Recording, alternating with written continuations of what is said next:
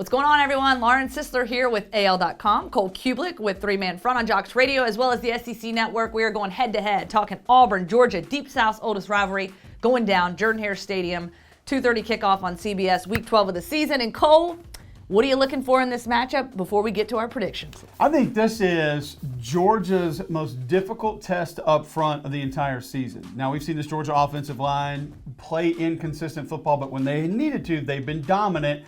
And this, I think, is their first real test. I think the Notre Dame D-line was good. Obviously, the Florida D-line was good, but it was different.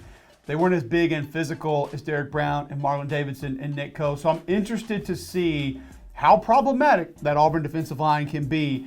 And Georgia hasn't had a ton of success stretching the field vertically. Now, Jake Fromm makes good decisions for the most part, but this Auburn secondary tackles well. They play physical ball. So can Auburn make Georgia's offense one-dimensional and put the game in Jake Fromm's hands?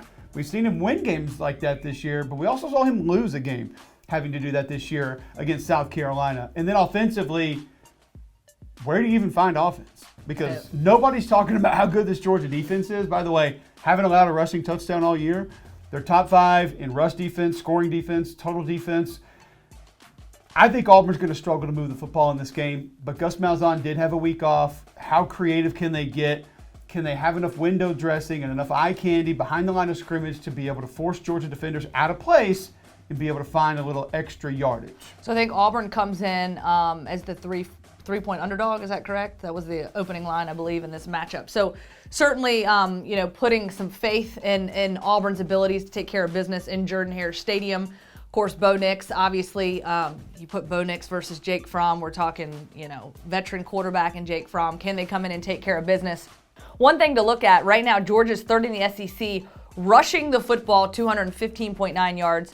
Auburn, on the other hand, second in the SEC, allowing just 219 rushing yards per game. And so Auburn's had an opportunity to rest up. Obviously, a physical matchup against LSU, coming off that Ole Miss game. I think the bye week came at a great time preparing for this matchup.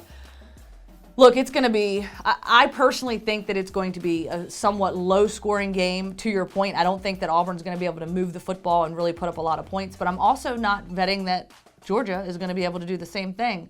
So if we're going into predictions, Cole, I'm going to call the upset. Are you shocked? Are you shocked?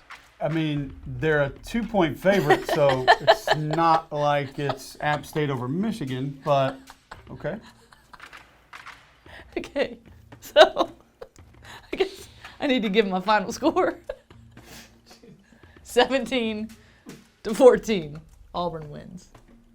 You brought up injuries. I think that could be an issue for Georgia as well. Lawrence Cager, a little bit banged up last week. He's been great at receiver. Cade Mays had to fill in for Trey Hill at center. He's a little bit banged up. Coach Smart saying he thinks Trey Hill will be able to practice today and the majority of the week. So we'll see if that could even be more impactful against this Georgia defensive line. I'm with you. Auburn cannot find many ways to move the football. Lower scoring game. I'm going to go 17-10. The Georgia Bulldogs win inside Jordan-Hare Stadium.